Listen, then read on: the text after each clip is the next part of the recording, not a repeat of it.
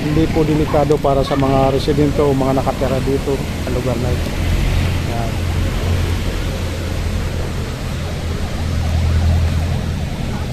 Yan.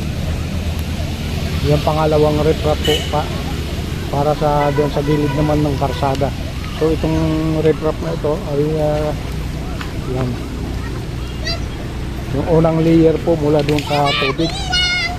Tapos ito ay pangalawa. Yan. Sa highway naman po yan.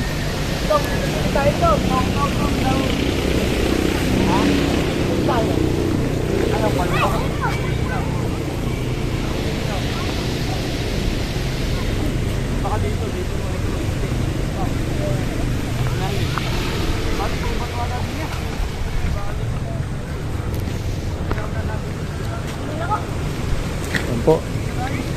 Ganyan po kalawak itong ilog na ito. Ilog ng Colila na river. Yan. Hanggang doon po yan.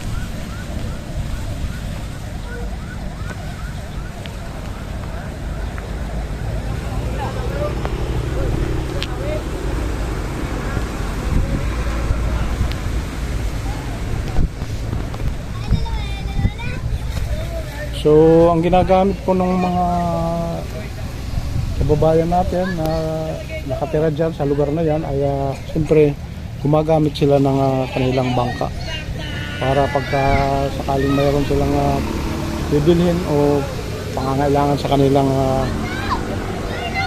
tahanan, yan, tatawid po sila dito sa ilog na ito sa pamamagitan ng pagsakay ng kanilang service na bangka.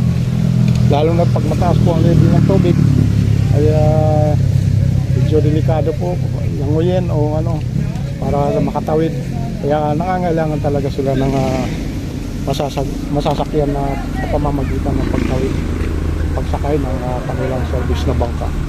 So yun po ang ating update muna mga kaibigan sa hapon na ito. Thank you so much po sa inyo lahat at sa ating mga kababayan po dyan, shout out po dyan sa ating mga kababayan dyan sa Samar.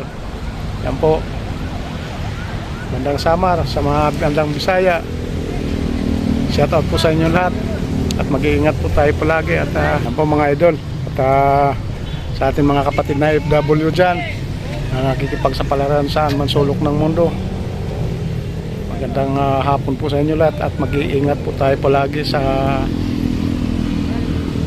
araw-araw natin ginagawa. Sana ligtas po kayo sa anumang pamakan o anumang karamdaman. Yan, mag-ingat po tayo palagi.